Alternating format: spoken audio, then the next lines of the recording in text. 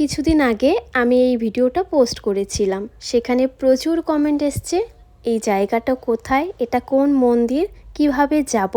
চলো আজকে সমস্ত কিছু তোমাদের সাথে শেয়ার করছি। So hello everyone, welcome back to new video. কেমন আছো তোমরা সবাই? আশা করছি ভালো আছো, সাথে সুস্থ আছো। আমরা সবাই চলে এসেছি নিউ কোচবিহার স্টেশনে। আমি, মা, কাকি, জেঠি, আমার ভাই। আমাদের ট্রেন ছিল এই 11টার দিকে, কিন্তু ট্রেনটা প্রচুর লেট ছিল। 1.5 ঘন্টা লেটে ট্রেন এসে নিউ কোচবিহার স্টেশনে ঢুকেছে। ট্রেনে ওঠার পর সবার প্রথমে খেয়ে নিলাম ঝালমুড়ি, তারপরে খেয়ে নিলাম চা খেয়ে একটু ঘুমিয়ে পড়েছিলাম। তারপরে দেখলাম ভোর হয়ে গেছে। এবার সুন্দর করে বাইরের দৃশ্যটা দেখতে দেখতে আমরা কিন্তু চলেই এসছি প্রায়। আর দেখো পাহাড়ও দেখা যাচ্ছে। সকাল সকাল ট্রেনের থেকে বাইরের দৃশ্য দেখতে কার না ভালো লাগে, মনটা একদম ভীষণ ভালো হয়ে যায়।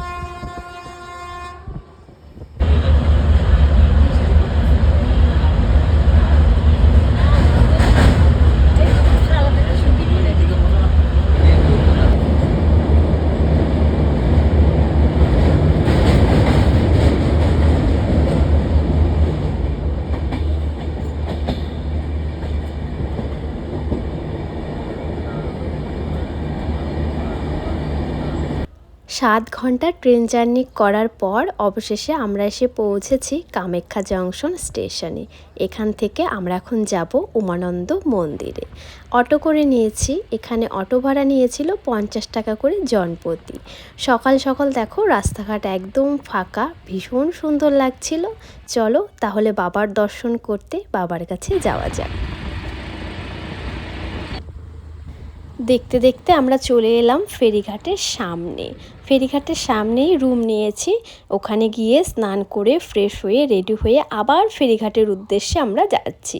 যেহেতু উমানন্দ মন্দিরটা ব্রহ্মপুত্র নদীর মাঝখানে অবস্থিত, তাই কিন্তু আমাদের ফেরিঘাটে গিয়ে লঞ্চের টিকিট কেটে তারপর যেতে হবে।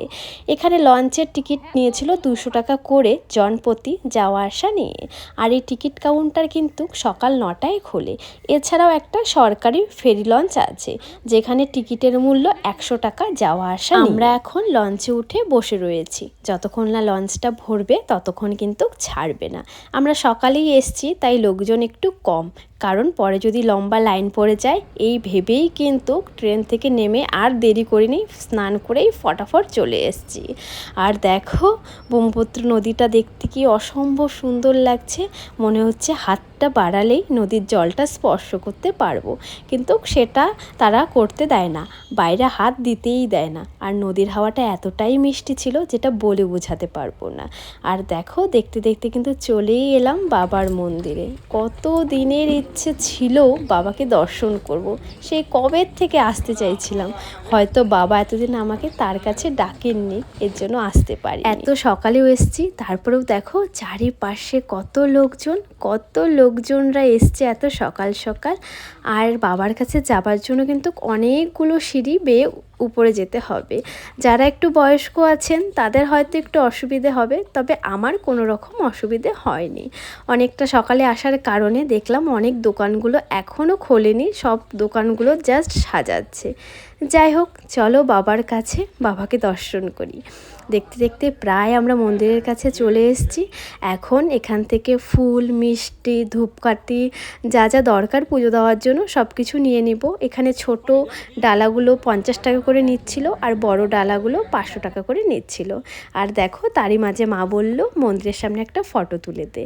ফটো তুলে আবার যাচ্ছি বাবার কাছে। গিয়ে লাইনে দাঁড়িয়ে পড়ি, কারণ সকাল থেকেই নাকি লাইন শুরু হয়ে গেছে।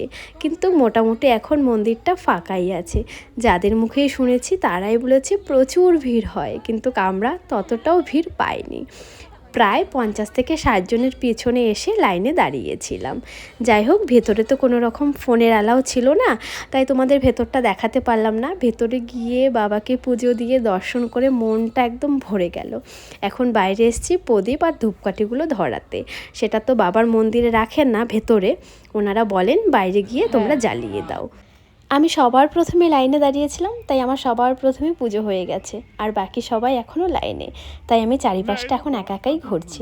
এই যে বড় লাল সাদা মন্দিরটা দেখতে পাচ্ছ, এই মন্দিরের ভেতরেই কিন্তু বাবা রয়েছেন। মন্দিরের সামনে দুটো নন্দী মহারাজ আছে, তার পেছনে বড় বড় দুটো ত্রিশূল আছে। আর এই যে এক ছোট্ট মন্দির, এখানে রয়েছেন বাবাই, তবে এটা বৈদ্যনাথ মন্দির। এই মন্দিরেও কিছু একটা গল্প আছে, যেহেতু আমি সঠিক জানি না তাই আমি ভুলভালভাবে কিছু বলছি না।